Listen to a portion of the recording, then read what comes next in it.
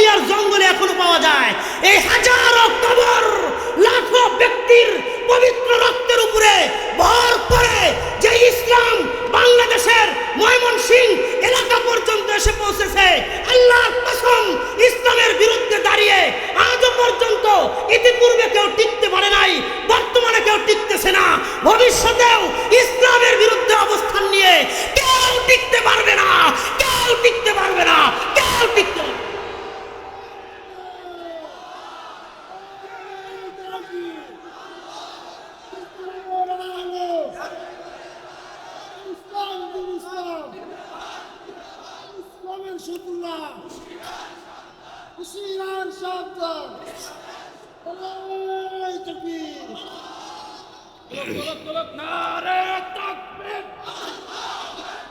আল কোরআনের আলম, আল হাদিসের আলম, আর দিল্লি না ঢাকা, ইনকিলাব ইনকিলাব ইনকিলাব ইনকিলাব, নারে তাকবীর। মুহতারাম সামেঈন, মুসলমানের জীবন নির্ধারণ করবে কোরআন আর হাদিস। কোরআন আর হাদিস অনুযায়ী আমাদের দেশ চলবে। কোন সংবিধানের ভিত্তি যদি কোরআন আর হাদিসের উপরে না থাকে, মুফতি আমিনী বলেছিলেন ওই সংবিধান আমি ডাস্টবিনে নিক্ষেপ করি। আমাদের বাংলাদেশের মুক্তির সনদ হবে আল কোরআন, কোরআন আর হাদিসের ভিত্তিতে আগামীর দেশ হবে মুসলমানদের দেশ, মুসলমানের দেশ। মুহতারাম সামেঈন শোনেন, স্লোগান পরে দেন, আমার কথা আগে আমি বুঝাইয়া শেষ করি। কোরআন আর হাদিস, নবী বলে গেছেন তারাকতু ফীকুম আমরাইন লা তাদিল্লু মা তামাসসাকতুম বিহিমা, কিতাবাল্লাহ ওয়া সুন্নাত রাসূলি। কোরআন আর হাদিসের বিকল্পে কোন তন্ত্র মন্ত্র মুসলমানের মুক্তির পথ দেখাইতে পারে না। কোরআন আর হাদিস মুসলমানের মুক্তির পথ দেখাইতে পারে, আদারওয়াইজ কোন জিনিস আব্রাহাম লিঙ্কনের গণতন্ত্র, মাও সেতুলের গণতন্ত্র কোন কিছুই মুসলিম উম্মাহকে মুক্তির দিকে ডাক দিতে পারে না। এই বিশ্বাস আমাদের অন্তরে রাখতে হবে, ঠিক আছে ইনশাআল্লাহ? আমার কথাগুলো একটু মনোযোগের সাথে, আমলের নিয়তে, দিলের কান দিয়ে কথা কয়েকটা শুনবো। রাজি আছেন নি ইনশাআল্লাহ? সবাই কথা কন না, রাজি আছেন নি ইনশাআল্লাহ? আল্লাহ কবুল করেন, কন আমিন। আল্লাহ তাআলা কোরআনে কারীমের একটা আয়াতে বলেন, বিসমিল্লাহির রহমানির রহিম, ওয়া ইন তাউদ্দু নি'মাতাল্লাহি লা তুহসুহা। আল্লাহ বলেন আমি পৃথিবীতে, দুনিয়াতে এই পরিমাণ নিয়ামত দিয়ে রাখছি, পৃথিবীর সমস্ত মানুষ যদি আল্লাহর নিয়ামতগুলারে একটা একটা করে গণনা শুরু করে, পৃথিবীর হায়াত শেষ হয়ে কিয়ামত চলে আসবে, আল্লাহর নিয়ামতগুলা মানুষ গণনা করে কোনো দিন শেষ করতে পারবে না। তো এই আয়াত থেকে জানলাম দুনিয়াতে আল্লাহর নিয়ামতের সংখ্যা কত? বলেন অগণিত। কত? অগণিত, যা মানুষ গণনা করে কোনো দিন শেষ করতে পারবে না। এই অসংখ্য অগণিত নিয়ামতের মধ্যে সবচাইতে দামি, সবচাইতে বড়, সবচাইতে মূল্যবান নিয়ামত কোনটা? এই আয়াতের ব্যাখ্যায় রাইসুল মুফাসসিরিন আব্দুল্লাহ ইবনে আব্বাস রাদিয়াল্লাহু আনহুমা তিনি বলেন, তাফসীরে ইবনে কাসিরের মধ্যে আল্লামা ইমাদউদ্দিন ইবনে কাসির রাহিমাহুল্লাহ তিনি উল্লেখ করে বলেন যে সারা পৃথিবীর মধ্যে সবচাইতে দামি, বড়, মূল্যবান নিয়ামত কোনটা? তিনি বলেন, ওয়া ইন্না মিন আকবারি নিআমিল্লাহি সুবহানাহু ওয়া তাআলা ওয়া হুয়াল ঈমান। আল্লাহ দুনিয়াতে মানুষকে যত নিয়ামত দিয়েছেন, সবচাইতে দামি, বড়, মূল্যবান নিয়ামতটার নাম হলো ঈমান। বলেন সুবহানাল্লাহ। আজকের এই মাহফিলে আমরা যারা আইছি বইছি, বলেন তো আমাদের সবাইকে ঈমানের মতন মহা দৌলত দিয়া দুনিয়াতে একটা মুসলিম পরিবারে আমারে আপনারে পাঠাইছেন কে? আল্লাহ। কোনদিন আমি আপনি আল্লাহর কাছে ঈমান চাইছিলাম? একটা দরখাস্ত লিখছিলাম? মায়ের পেটে থাকা অবস্থায় একটা ফরম পূরণ করে আসছিলাম? না, শুধুই দয়া করে, মায়া করে, ভালোবেসে, মোহাব্বত করে আমাদের মতন অযোগ্য গুনাহগার মানুষকে ইমানের মতন মহা দৌলত দিয়া দুনিয়াতে পাঠাইছেন কে? আল্লাহ তো আমরা ইমান দিয়েছে, আমরাও পাইছি। এখন এই ইমানটা নিয়ে কবর পর্যন্ত যাওয়ার দরকার আছে না নাই? আল্লাহ ইমান দেওয়ার পরে যদি আমি ইমানটা নিয়ে কবরে যাইতে না পারি, হাসরের মাঠে মুমিনের কাতারে নিজেরে যদি দাঁড় করাইতে না পারি, সম্পূর্ণ দোষ দায়ভার আমাদের। এখানে আল্লাহর কিচ্ছু করার নাই। কথা বলে? হ্যাঁ, আল্লাহ তো দিছেন, আমিও পাইছি।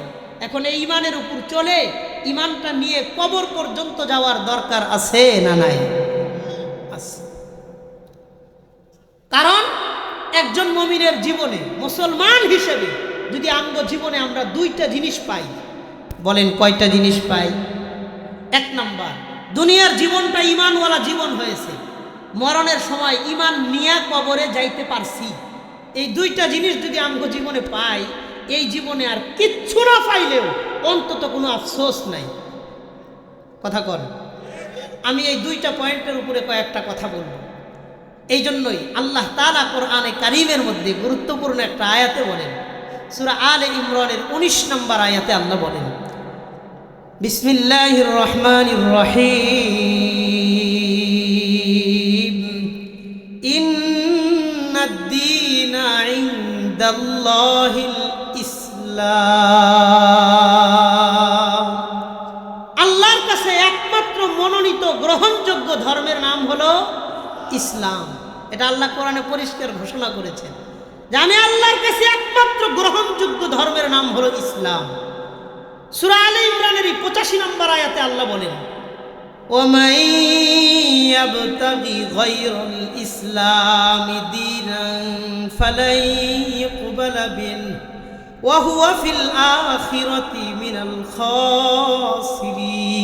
খাসিরিন। যে ব্যক্তি ইসলাম ব্যতীত অন্য কোনো ধর্মকে দ্বীন হিসেবে গ্রহণ করবে, অন্য কোনো ধর্মকে তালাশ করবে, ফালাই ইউকবালা মিনহু, সেটা তার পক্ষ থেকে কবুল করা হবে না। ওয়া হুয়া ফিল আখিরাতি মিনাল খাসিরিন, হাসরের মাঠে সে ক্ষতিগ্রস্তদের অন্তর্ভুক্ত হয়ে যাবে। তো জানলাম আল্লাহর কাছে একমাত্র গ্রহণযোগ্য ধর্মের নাম হলো ইসলাম। এই ইসলামকে যেন মানুষ পরিপূর্ণ আকারে পালন করতে পারে, এই পালন করার জন্য আল্লাহ একটা কিতাব দিয়েছেন, যেই কিতাবের নাম হলো কুরআন।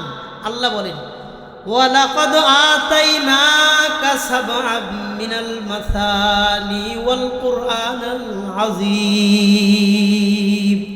আমি আপনাকে বিশেষ বারবার পাঠিত 7টি আয়াত দান করেছি, নাজিল করেছি এবং কোরআনে কারীম দান করেছি। আল্লাহর কাছে একমাত্র গ্রহণযোগ্য ধর্মের নাম ইসলাম।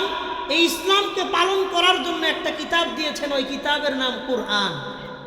এই কোরআন মানুষকে যথাযথভাবে পৌঁছানোর জন্য একজন রাসূল দিয়েছেন, তার নাম মুহাম্মাদুর রাসূলুল্লাহ সাল্লাল্লাহু আলাইহি ওয়াসাল্লাম।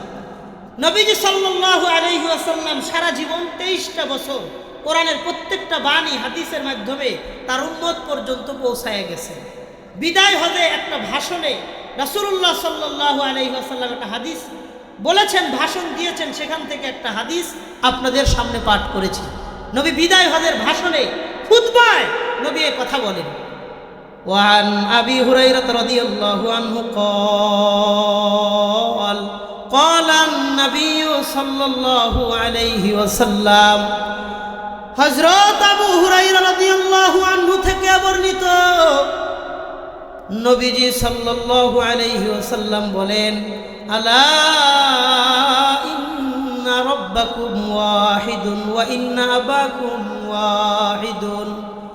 নবীজি বলেন, তোমরা পৃথিবীর সমস্ত মানুষ শুনে রাখো, তোমাদের রব একজন।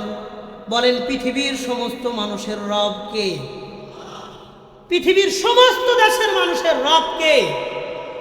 নবী বললেন, আলা ইন্না রাব্বাকুম ওয়াহিদুন ওয়া ইন্না আবাকুম ওয়াহিদুন। পৃথিবীর সমস্ত মানুষের রব একজন, তোমাদের সকলের বাবাও একজন। আমাদের সকলের রব আল্লাহ। পৃথিবীর সমস্ত মানুষের বাবা আদম আলাইহিস সালাম। কথা ঠিক আছে? রব আল্লাহ আমাদের সমস্ত মানুষের সকলের বাবা আদম আলাইহিস সালাম। নবী বলেন, লা ফাযলা লি আরাবিয়্যিন আলা আজামিয়্যিন ওয়ালা লি আজামিয়্যিন আলা আরাবিয়্যিন।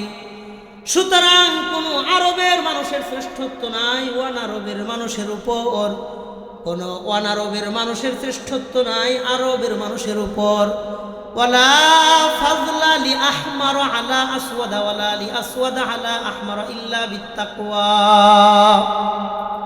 কোন সাদা চামড়াওয়ালা মানুষের শ্রেষ্ঠত্ব নাই কালো চামড়াওয়ালা মানুষের উপর, কোন কালো চামড়াওয়ালা মানুষের শ্রেষ্ঠত্ব নাই সাদা চামড়াওয়ালা মানুষের উপর, ইল্লা বিত্তাকওয়া। তবে আল্লাহর কাছে মানুষ সম্মানিত হয় তাকওয়ার ভিত্তিতে, আল্লাহর ভয় যার অন্তরে যত বেশি ওই লোকটার মর্যাদাও আল্লাহর কাছে তত বেশি। আল্লাহর ভয় যার অন্তরে যত বেশি থাকবে ওই লোক আল্লাহর কাছে তত বেশি মর্যাদার মালিক হবে। সে আরবের না অনারবের, কালো না সাদা, শিক্ষিত না অশিক্ষিত, এগুলার কোনো মূল্য নাই।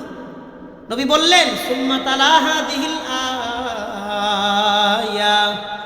নবীজি কোরআনে কারীমের আয়াতটা তিলাওয়াত করলেন, ইন্না আকরামাকুম ইনদাল্লাহি আতকাকুম।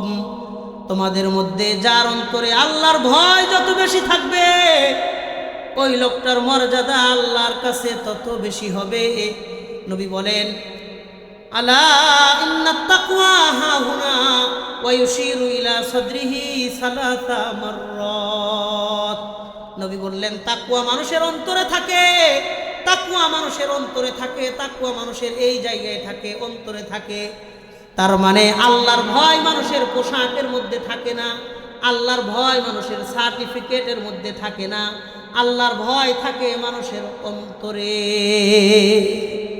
কোন একজন আলেম যদি জুব্বা পরে আল্লাহরে ভয় না করে আর একজন রিকশাওয়ালা যদি আল্লাহরে ভয় করে, আল্লাহর কসম ওই আলেমের তুলনায় ওই রিকশাওয়ালার মর্যাদা আল্লাহর কাছে বেশি। কারণ আল্লাহর ভয় কারো পোশাকে থাকে না, অন্তরে থাকে। কোন কলেজ ভার্সিটির ছেলে যদি মুত্তাকি হয়, আল্লাহকে ভয় করে, আর কওমি মাদ্রাসার ছাত্র যদি আল্লাহরে ভয় না করে অন্যায় অপরাধের সাথে জড়িয়ে যায়, ওই কলেজ ভার্সিটির ছাত্রর মূল্যায়ন আল্লাহর কাছে বেশি।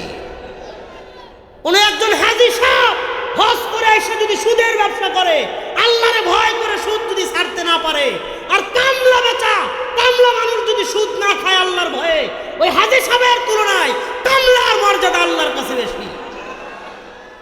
কারণ আল্লাহর ভয় মানুষের অন্তরে থাকে, কোনো পোশাকে থাকে না, কোনো সার্টিফিকেটের কাগজের টুকরায় থাকে না, কোনো দলীয় ব্যানারে থাকে না। আল্লাহর ভয় থাকে মানুষের অন্তরে। কথা কোন ঠিক কিনা?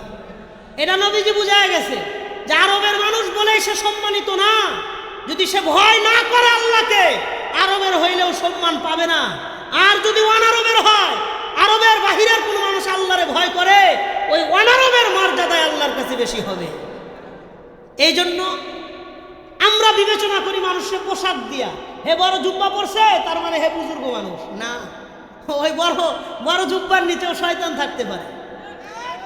একজন শার্ট পরছে মানে গোমরা না, ওই শার্টের নিচেও তার তাকওয়া থাকতে পারে। কথা বলেন, মানে আল্লাহর ভয় এটা পোশাক দিয়ে বিবেচনা করলে হবে না, তার অন্তর দিয়ে বিবেচনা করতে হবে। কথা কোন ঠিক কিনা? নবীজি বললেন, তোমরা আল্লাহরে ভয় করবা। আল্লাহর ভয় পোশাকে থাকে না, মাথায় টুপি থাকলে হাজী সাহেব বাবার কোনো কারণ নয়। মসজিদে মুসল্লিরাও তো, চোরও তো মুসল্লি সাইজে আসে জুতা চুরি করতে। এই জন্য মসজিদে আইলেই সে ভালো, এই সার্টিফিকেট দিবা না, ও আল্লাহর ভয় অন্তরে থাকে।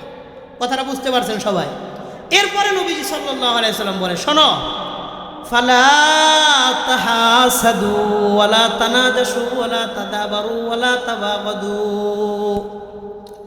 তোমরা মুসলমানের মধ্যে হিংসা করবা না, বিদ্বেষ লালন করবা না।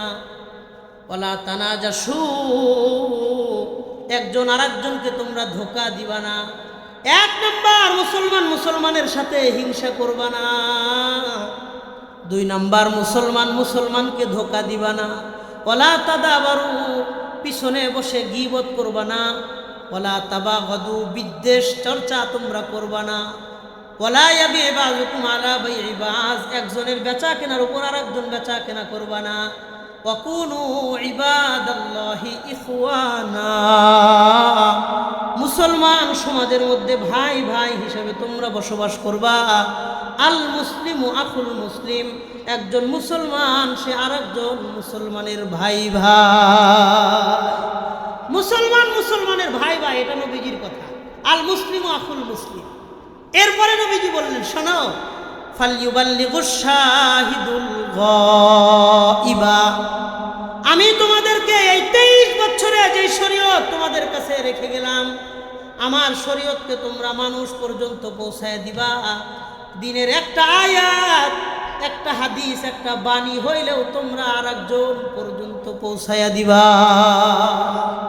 একটা আয়াত, একটা বাণী, একটা হাদিস হইলেও আরেকজনের কাছে দিনের দাওয়াত পৌঁছায়া দিবা। নবীজি এটা বলে গেলেন। তার মানে নবীজি বললেন, আমি চলে যাব। তারাক্তু ফিকুম আমরাইন, তোমাদের মধ্যে দুইটা জিনিস আমি রাইখা চলে যাব। দুইটা জিনিস। বলেন কয়টা জিনিস? নবী বললেন, তারাক্তু ফিকুম আমরাইন লান তাদিল্লু মা তামাসসাকতুম বিহিমা কিতাবাল্লাহ ওয়া সুন্নাত রাসূলি, আমি তোমাদের মাঝ থেকে বিদায় নিয়ে চলে যাব, তবে তোমাদের মাঝে দুইটা জিনিস রেখে যাব। তোমরা যতদিন পর্যন্ত এই দুইটা জিনিস ধরে রাখবে, কিয়ামত পর্যন্ত তোমাদেরকে কেউ গোমরা করতে পারবে না। এক নাম্বার কিতাব আল্লাহ, আল্লাহর কোরআন তোমাদের মাঝে রেখে গেলাম। দুই নাম্বার সুন্নাত রাসূলি, আমি নবীর সুন্নত হাদিস তোমাদের মধ্যে রেখে গেলাম। আমার আয়াত আর হাদিস তোমরা অন্য মানুষ পর্যন্ত পৌঁছায়া দিবা। তোমরা আরেকজনের কাছে, যারা উপস্থিত নাই, অনুপস্থিত মানুষের কাছে পৌঁছায়া দিবা। নবীজি সাহাবায়ে কিরামদের কাছে দায়িত্ব হস্তান্তর করলেন যে আমার এই রিসালাতের দায়িত্ব তোমরা পালন করবে, আমি চলে যাব। এরপরে সাহাবায়ে কিরাম দ্বীনের এই দাওয়াত, কোরআন আর হাদিস পৃথিবীর পথে প্রান্তরে আনাচে কানাচে কিভাবে পৌঁছায়া দিয়েছেন, আমি একটা কিতাব থেকে শুধু একটা সামারা আপনাদেরকে শোনাই। তারিখুল ইসলাম শাহ মুজিবাবাদী রহিমাহুল্লাহ, ইতিহাসের একটা বিশাল বড় কিতাব। এই কিতাবের 3 নম্বর খণ্ডের 34 নম্বর পৃষ্ঠায় তিনি বলেন, নবীজি যখন দায়িত্ব দিছে যে আমার এই রেখে যাওয়া দিন তোমরা পৃথিবীর আনাচে কানাচে পৌঁছায় দিবা, তোমাদেরকে এই দায়িত্ব দিয়ে গেলাম। উকবা বিন নাফি' রাদিয়াল্লাহু আনহু 22 বছরের তাগড়া নওজোয়ান এক সাহাবী, 22 বছর বয়স, 22। তিনি বিদায় হজে মক্কা থেকে হিজরত করে আফ্রিকা মহাদেশে চলে আসলেন। নবীজি দ্বীনের দাওয়াত দিতে বলেছেন, দ্বীনকে আমানত হিসেবে দুনিয়াতে রেখে গেছেন, এই আমানত পৌঁছাইতে হবে। 22 বছরের একজন নওজোয়ান সাহাবী উকবা বিন নাফি' রাদিয়াল্লাহু আনহু আফ্রিকা মহাদেশে আসছেন। 22 বছর, 40 বছর তিনি আফ্রিকা মহাদেশে দ্বীনের দাওয়াতের কাজ করেছেন। সুবহানাল্লাহ। কই মক্কা মদিনা, কই আফ্রিকা, 40 বছর দ্বীনের দাওয়াত দিয়েছেন। 40টা বছর, 22 বছর বয়সে হিজরত করছেন, 40 বছর ওইখানে গিয়ে দাওয়াত দিয়েছেন। ওনার বয়স কত? কথা বলেন। 62 বছর বয়সে পুরা আফ্রিকা মহাদেশে তিনি 40 বছর দাওয়াত দিয়েছেন। এই জন্য সারা বিশ্বের যত মহাদেশে যত মসজিদ আছে, আফ্রিকা মহাদেশে আজ পর্যন্ত মসজিদের সংখ্যা বেশি। এমন ছোট ছোট বহু দেশ আছে 99% 100% মুসলমান। তারা একজন সাহাবীর কোরবানির বদৌলতে 40 বছর তিনি আফ্রিকা মহাদেশে দ্বীন প্রচার করলেন। যখন বয়স 62, বৃদ্ধ হয়ে গেছে, আফ্রিকা মহাদেশের ঠিক পশ্চিম পাশে আটলান্টিক মহাসাগর, সুবিশাল মহাসাগর আটলান্টিক মহাসাগর। যে আটলান্টিক মহাসাগর এক পাশ থেকে আর এক পাশে বিমান দিয়ে যাইতে সময় লাগে 8 ঘন্টা। কয় ঘন্টা? বাংলাদেশের শাহজালাল আন্তর্জাতিক এয়ারপোর্ট থেকে সৌদি আরবে যাইতে সময় লাগে 6 ঘন্টা। আটলান্টিক মহাসাগরের পূর্ব পাশ থেকে পশ্চিম পাশে বিমান দিয়ে যাইতে সময় লাগে 8 ঘন্টা। এই সুবিশাল মহাসাগর বানাইছেন কে? তিনি আটলান্টিক মহাসাগরের কিনারায় ঘোড়ার উপরে বসা, ঘোড়ার পাও দুইটা সামনের পানির মধ্যে নামায় দিছে সাগরের কিনারায়, ঘোড়ার লাগামটা ধরছে, হাতের মধ্যে নিয়ে বলে, আল্লাহ ফালাউ ইন্নী কুনতু আহাদান আ'লামু আহাদান আন্না ওয়ারাআহু আহাদা। আল্লাহ, আমি যদি জানতাম এই আটলান্টিক মহাসাগরের ওই পারে একজন মানুষ আছে, এটা যদি আমি জানতে পারতাম, এনিহাও যে কোনোভাবে এই সাগর পাড়ি দিয়া আমি ওই এক ব্যক্তির কাছে কালিমার দাওয়াত পৌঁছানোর জন্য চলে যাইতাম। ওই সময় পৃথিবী প্রযুক্তিগত এত উন্নত ছিল না, নিজের আশপাশটারাই নিজের দুনিয়া মনে করত। এই আটলান্টিক মহাসাগর পাড়ি দিলে 8 ঘন্টা বিমান দিয়ে গেলে পরে হয় আমেরিকা। আটলান্টিকের ওই পারে আফ্রিকা, আটলান্টিক সাগর পাড়ি দিলে হয় আমেরিকা।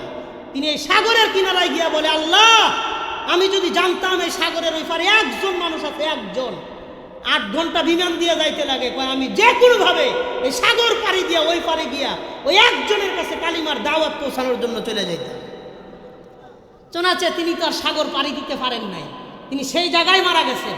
আটলান্টিক মহাসাগরের ঠিক পূর্ব পাশে মদিনাতুল আসিফি নামে একটা শহর আছে। ওই মদিনাতুল আসিফিতে আজও পর্যন্ত উকবা বিন নাফে, নামটা মনে রাখেন, ৬২ বছর বয়সে উকবা বিন নাফে রাদিয়াল্লাহু আনহু ইন্তেকাল করেছেন। আটলান্টিকের কিনারায় মদিনাতুল আসিফিতে তার কবর এখন পর্যন্ত আছে। কোথায় মক্কা, কোথায় মদিনা, আর কোথায় সেই জর্দান। জর্দানে যায় দেখবেন যায়েদ বিন হারেসা, জাফর তাইয়ার, আব্দুল্লাহ বিন রওয়াহা রাদিয়াল্লাহু আনহুম, নবীজির বিখ্যাত বিখ্যাত 3 জন সাহাবীর কবর আছে। কোথায় মক্কা, কোথায় চীন। চীনে যায় দেখবেন রসুম বিন আব্বাস রাদিয়াল্লাহু আনহুর কবর এখনো চীন দেশে, সেই সাহাবীর কবর এখনো পাওয়া যায়। কোথায় মক্কা, কোথায় তুরস্ক। তুরস্কের সাবেক রাজধানী ইস্তাম্বুল, বর্তমান রাজধানী আনকারা। তুরস্কের সাবেক রাজধানী ইস্তাম্বুলে সাহাবী আবু আইয়ুব আনসারী রাদিয়াল্লাহু আনহু নবীজি মক্কা থেকে হিজরতের পরে মদিনায় যার বাড়িতে 3 দিন মেহমান হিসেবে ছিলেন, আবু আইয়ুব আনসারীর কবর এখনো তুরস্কের সাবেক রাজধানী ইস্তাম্বুলে তার কবর সেখানে পাওয়া যায়। ইরাকে যায় দেখবেন হযরতে আমর ইবনুল আস রাদিয়াল্লাহু আনহুর কবর এখনো ইরাকে পাওয়া যায়। মিশরে যায় দেখবেন হযরতে আব্বাস রাদিয়াল্লাহু আনহুর কবর এখন পর্যন্ত মিশরে পাওয়া যায়। যারা হজ উমরা করেছেন, মক্কা থেকে 90 কিলোমিটার দূর তায়েফ, জমিন থেকে 6000 কিলোমিটার উপরে, সেখানে যায় 600 কিলোমিটার উপরে যায় দেখবেন সাহাবী আব্দুল্লাহ ইবনে আব্বাস রাদিয়াল্লাহু আনহু রাইসুল মুফাসসিরিন, ওই জায়গায় পাহাড়ের উপরে তার কবর এখন পর্যন্ত পাওয়া যায়। ওই জায়গায় গেট লেখা আছে বাবু আব্দুল্লাহ ইবনে আব্বাস রাইসুল মুফাসসিরিন, আব্দুল্লাহ ইবনে আব্বাসের কবর সেখানে পাওয়া যায়। দামেস্কে যায় দেখবেন বেলাল হাবশী রাদিয়াল্লাহু আনহুর কবর এখনো দামেস্কের জমিনে পাওয়া যায়। বসরায় যায় দেখবেন হযরত আনাস রাদিয়াল্লাহু আনহুর কবর পাওয়া যায়। কুফায় যায় দেখবেন হযরত আলী কাররামাল্লাহু ওয়াজহা রাদিয়াল্লাহু আনহুর কবর কুফার জমিনে এখনো পাওয়া যায়। আরব সাগরের কিনারায় মাকামে ঈসা যায় দেখবেন আমর বিন জামুহ রাদিয়াল্লাহু আনহুর কবর পাওয়া যায়। উহুদ পাহাড়ের পাদদেশে হযরত হামজা সহ 70 জন সাহাবীর কবর উহুদ পাহাড়ের কিনারায় এখনো পাওয়া যায়। সেই সোমালিয়ার জঙ্গলে যায় দেখবেন ফজল বিন আব্বাস রাদিয়াল্লাহু আনহুর কবর সেই সোমালিয়ার জঙ্গলে এখনো পাওয়া যায়। এই হাজারো কবর লাখো ব্যক্তির পবিত্র রক্তের উপরে ভর করে যে ইসলাম বাংলাদেশের ময়মনসিংহ এলাকা পর্যন্ত এসে পৌঁছেছে, আল্লাহর কসম ইসলামের বিরুদ্ধে দাঁড়িয়ে আজও পর্যন্ত ইতিপূর্বে কেউ টিকতে পারে নাই, বর্তমানে কেউ টিকতেছে না, ভবিষ্যতেও ইসলামের বিরুদ্ধে অবস্থান নিয়ে কেউ টিকতে পারবে না, কেউ টিকতে পারবে না, কেউ টিকতে পারবে না।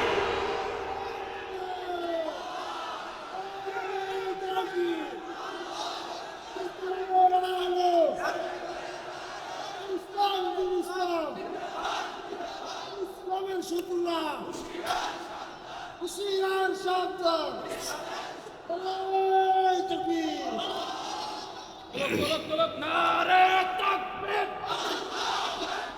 আল কোরআনের আলম, আল হাদিসের আলম, আরে দিল্লি না ঢাকা, ইনকিলাব ইনকিলাব, ইনকিলাব ইনকিলাব, নারে তাকবীর। মুহতারাম সামেঈন, মুসলমানের জীবন নির্ধারণ করবে কোরআন আর হাদিস। কোরআন আর হাদিস অনুযায়ী আমাদের দেশ চলবে। কোন সংবিধানের ভিত্তি যদি কোরআন আর হাদিসের উপরে না থাকে, মুফতি আমিনী বলেছিলেন ওই সংবিধান আমি ডাস্টবিনে নিক্ষেপ করি।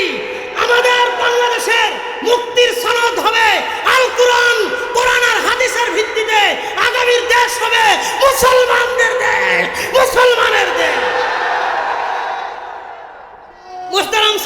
শোনেন, স্লোগান পরে দেন, আমার কথা আগে আমি বুঝাইয়া শেষ করি। কোরআন আর হাদিস, নবী বলে গেছেন তারাক্তু ফীকুম আমরাইন লান তাদিল্লু মা তামাসসাকতুম বিহিমা কিতাবাল্লাহ ওয়া সুন্নাত রাসূলি। কোরআন আর হাদিসের বিকল্পে কোন তন্ত্র মন্ত্র মুসলমানের মুক্তির পথ দেখাইতে পারে না। কোরআন আর হাদিস মুসলমানের মুক্তির পথ দেখাইতে পারে, আদারওয়াইজ কোন জিনিস আব্রাহাম লিঙ্কনের গণতন্ত্র, মাও সেতুলের গণতন্ত্র কোন কিছুই মুসলিম উম্মাহকে মুক্তির দিকে ডাক দিতে পারে না। এই বিশ্বাস আমাদের অন্তরে রাখতে হবে, ঠিক আছে ইনশাআল্লাহ? তাই হুজুর আমরা যে এখন গণতন্ত্রের জন্য রাজনীতি করি না, যারা গণতন্ত্র ভিত্তিক ইসলামী দলগুলো করেন তাদের কনসেপশন হলো আমরা বিপদে পড়ে এটা করতেছি, এটা ইসলামের দিক নির্দেশনা পদ্ধতি নয়, এটা তারাও বিশ্বাস করে। কিন্তু মুসলমানের দলগুলো যদি রাজনীতি থেকে সরে যায়, 10 দিনের ব্যবধানে নাস্তিকরা বাংলাদেশকে দখল করবে। এই জন্য মুসলমানের প্রতিনিধি হিসেবে রাজনীতির ময়দানে বিজ্ঞ ওলামায়ে কেরামদের দরকার আছে না নাই? আছে। বাকি আমাদের চূড়ান্ত স্বপ্ন হলো খিলাফতের স্বপ্ন, কোনো নির্বাচনকে কেন্দ্র করে আমাদের কোনো স্বপ্ন নাই। কথা ঠিক আছে ইনশাআল্লাহ? বাকি আমি 2টা আহ্বান এই এলাকার তরুণ প্রজন্মের জন্য রাখতে চাই। 1 নাম্বার, আমাদের দেশের জন্য প্রস্তুত হতে হবে। 2 নাম্বার, আমাদের ধর্মের জন্য প্রস্তুত হতে হবে। আমার ডান হাত যদি আমার ধর্ম হয়, বাম হাত হলো আমার দেশ।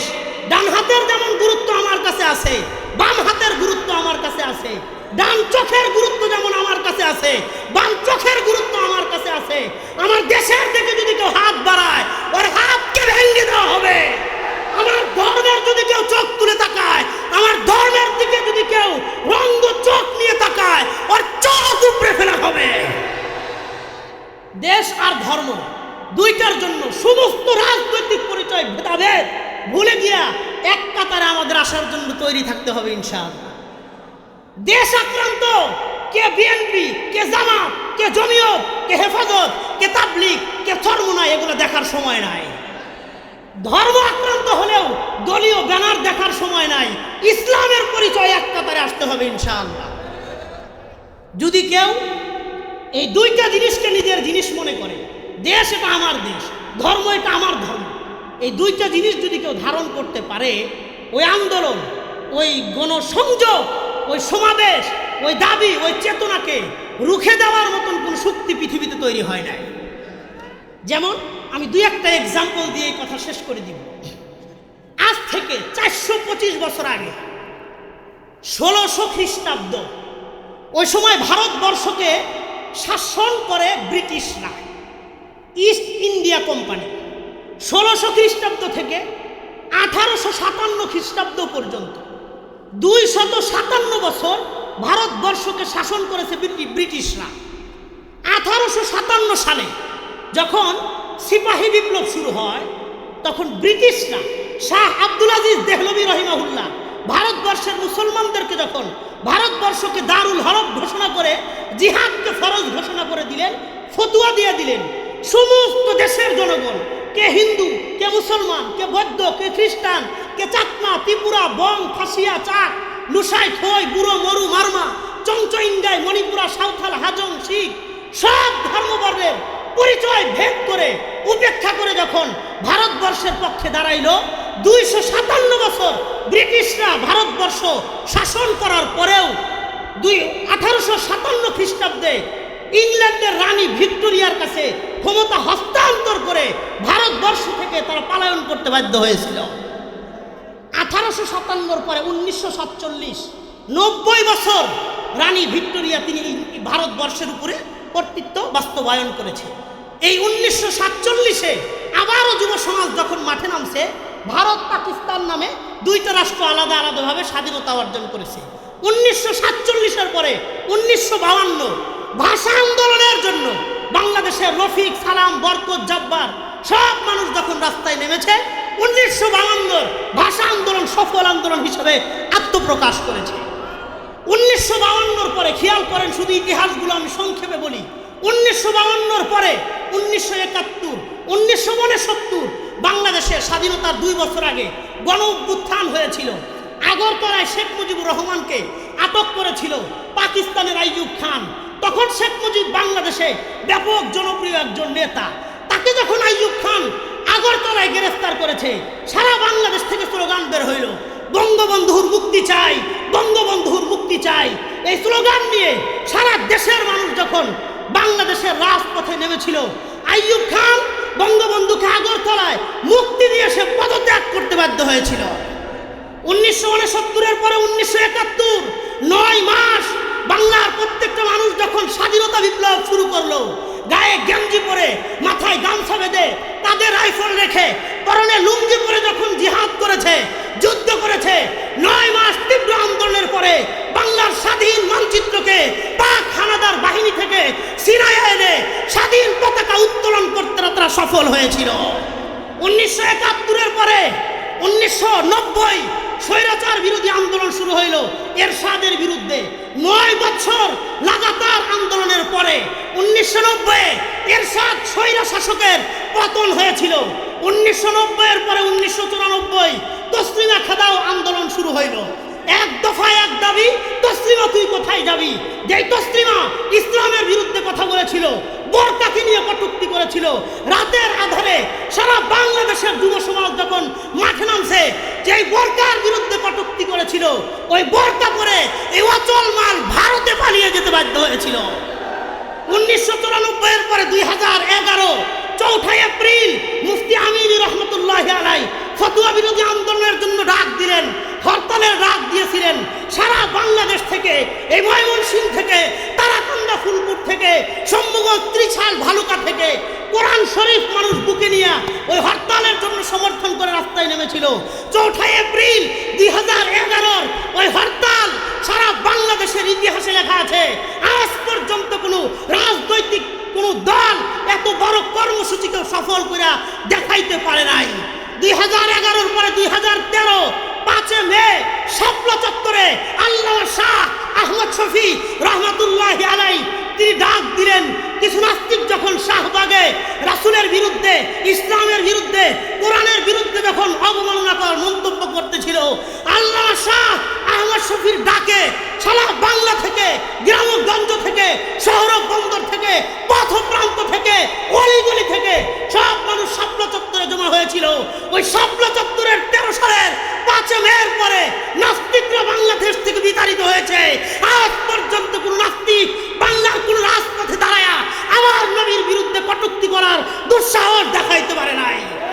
2013-এর পরে 2024, হে যুবক ভাই, তোমরা যখন রাজপথে নেমেছিলা, আহারে 17 জুলাই থেকে 5 আগস্ট পর্যন্ত, 36 জুলাই পর্যন্ত তোমরা যখন 17 বছরের স্বৈরা শাসক লেডি ফেরাউনের বিরুদ্ধে যখন স্লোগান নিয়ে রাজপথে ধারণ করেছিলে, অবস্থান করেছিলে, এই 17 দিনের আন্দোলনে, 19 দিনের আন্দোলনে 17 বছরের লেডি ফেরাউন হাসিনা বাংলাদেশ থেকে পালিয়ে যেতে বাধ্য হয়েছে। হে আমার যুবক ভাই, আমি তোমাদেরকে বলি, 2024 পর্যন্ত 425 বছরের ইতিহাস তোমাদেরকে শোনাইলাম। আগামীতে তোমরা স্বপ্ন দেখো, কলেজ ভার্সিটির যুবকেরা যদি সাবিলুনা সাবিলুনা আল জিহাদ, আল জিহাদের স্লোগান বুকে নিয়ে যে কোনো কুফরি রাষ্ট্রের বিরুদ্ধে স্লোগান দিতে পারো, আমি বিশ্বাস করি আমেরিকার ওয়াশিংটন ডিসির উপরে, দিল্লির লাল কেল্লার উপরে, কুতুব মিনারের উপরে কালিমার পতাকা পতবত করে উঠবে। পৃথিবীর কোন শক্তি গাজওয়ায়ে হিন্দের বিজয়কে রুখে দিতে পারবে না, রুখে দিতে পারবে না।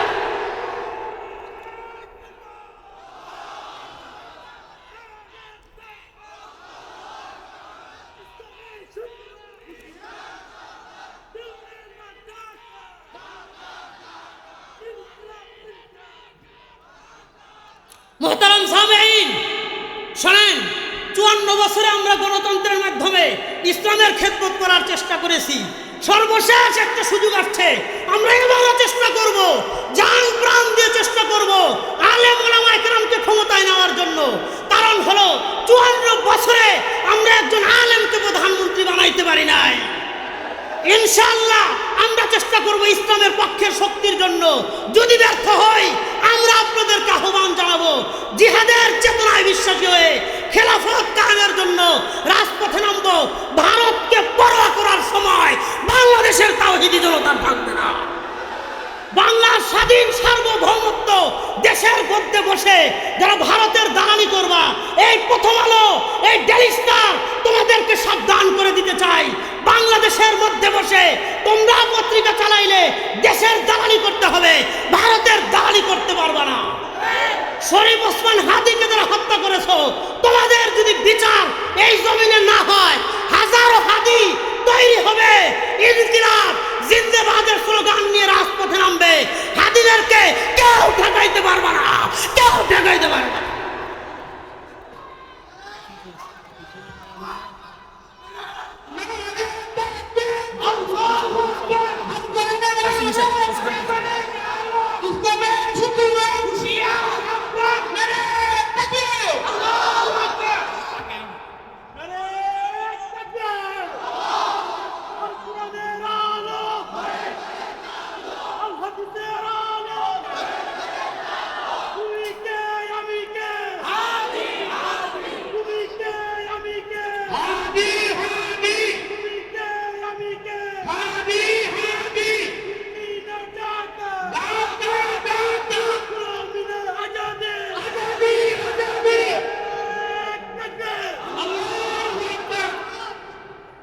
মুহতারাম সামেইন, উস্তাদুল ওয়াইজিন আল্লামা খোরশেদ আলম কাসেমি হাফিজাহুল্লাহ রাআ, আমি যারে বহু আগে থেকে বাবা করে রাখি, উনি আমার ছেলের মতন মহব্বত করে, স্নেহ করে, পরামর্শ দেয়, আন্তরিকতার সাথে দোয়া করে। উনি জাতীয় বাবা, সবাই সব বক্তারাই তাকে বাবা রাখেন। আল্লাহ আমার শায়েখের হায়াতে সিহতে, ইজ্জতে, ইফতে, আফিয়তে ভরপুর বারাকা দান করে। আমি আমার শেষ কথা বলি, দুইটা জিনিসের ব্যাপারে কোনো কম্প্রোমাইজ নাই, দেশ ধর্ম। বলেন ইনশাআল্লাহ, বলেন ইনশাআল্লাহ। আর দেশ চলবে কোরআন সুন্নাহর ভিত্তিতে। নবী বলেছেন তারাক্তু ফিকুম আমরাইন, দুইটা জিনিস রেখে গেলাম, কোরআন আর সুন্নাহ। কোরআন সুন্নাহর জন্য আমরা জীবন দিতে রাজি আছি, কোরআন সুন্নাহর উপরে আক্রমণ করলে আর জীবন নিতে রাজি আছি। রাজি আছেন না ইনশাআল্লাহ? আল্লাহ তাআলা আমাদের সবাইকে কোরআন সুন্নাহ, দেশ ধর্ম, এই চারটে বিষয়ের জন্য সমস্ত রাজনৈতিক পরিচয় ভুলে গিয়ে এক কাতারে থাকার, আল মুসলিম আকুল মুসলিমের চিন্তা চেতনা লালন করে আমাদের এই স্বাধীনতার সার্বভৌমত্বকে রক্ষা করে ইজ্জতের সাথে, গোলামি নয় আজাদির সাথে এই দেশে বসবাসের তৌফিক দান করেন। বলেন আমিন। হাযা ওয়া আখিরু দাওয়ানা আনিল হামদুলিল্লাহি রাব্বিল আলামিন। আসসালামু আলাইকুম ওয়া রাহমাতুল্লাহি ওয়া বারাকাতুহু।